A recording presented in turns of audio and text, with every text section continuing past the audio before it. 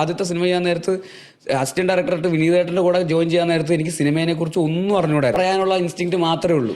ഒരു സ്ഥലത്തിരുന്നാൽ കുറെ കഥ പറയാനും പറ്റും. എല്ലാവരും കഥ കേൾക്കുന്ന നടുക്കിരുന്ന് കഥ. പക്ഷെ ടെക്നിക്കലിയും അങ്ങനെ അല്ലാതെ സിനിമയെ കുറിച്ചും അല്ല.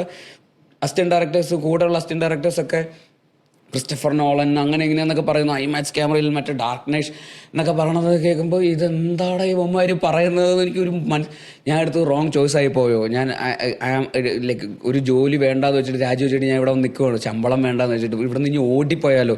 ആ ഒരു സെൽഫ് ഡൗട്ട്, ഇനി എനിക്ക് മുമ്പോട്ട് പോയി കഴിഞ്ഞാൽ ഞാൻ ഇതിൽ പിടിച്ചു നിൽക്കാൻ പറ്റുമോ എന്നൊക്കെ പറയുന്ന പോലത്തെ ഒരുപാട് സംശയങ്ങളും ചോദ്യങ്ങളും വന്ന് നിൽക്കുന്ന പോയിന്റായിരുന്നു.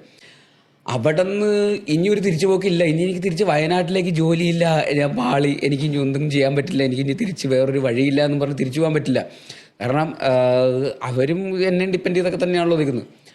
അപ്പോൾ ഇനിയിപ്പോൾ എന്താ ചെയ്യുക? ഇനിയിപ്പോൾ ഒന്നും ചെയ്യാനില്ല. നേരെ പോയിട്ട് ഇതെടുത്തൊക്കെ പഠിക്കാം, അല്ലാതെ വേറെ വഴിയില്ല.